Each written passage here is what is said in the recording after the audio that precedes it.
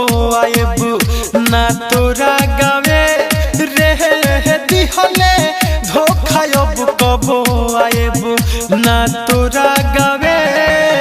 दिल बेचद कबाड़ के भावे, दिल बेचद कबाड़ के भावे। कह देबू केहू से केहू ना दिल लगावे। हाँ कह देबू केहू से केहू ना दिल लगावे। दिल बेचद कबाड़ के भावे, दिल बेचद कबाड़ के भावे। डीजे रुपेश भेलवा, डीजे रुपेश भेलवा, डीजे रुपेश भेलवा।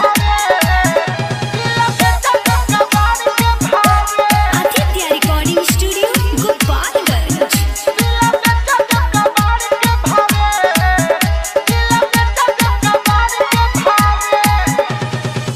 रहिले जागल लोगावा पागल तोरा चलते कहता।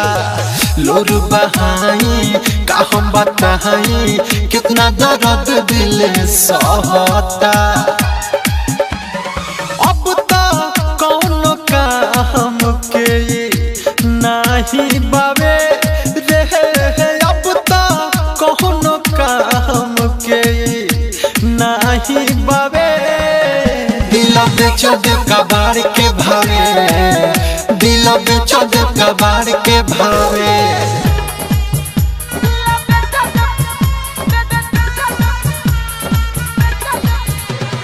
डीजे रुपेश भेलवा, डीजे रुपेश भेलवा, डीजे रुपेश भेलवा। बड़ी घुमैले ठीक न कइले हमके फसैले जाल में।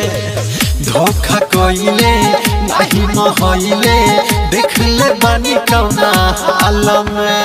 कहे से सनाथ दीपक चैन ना पावे रे। कहे सहते हम दीपक चैन ना पावे। दिल बेचद कबाड़ के भावे, दिल बेचद कबाड़ के भावे।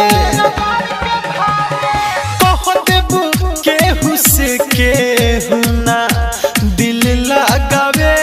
हाँ कह देबू केहू से केहू ना दिल लगावे। दिल बेचद कबाड़ के भावे, दिल बेचद कबाड़ के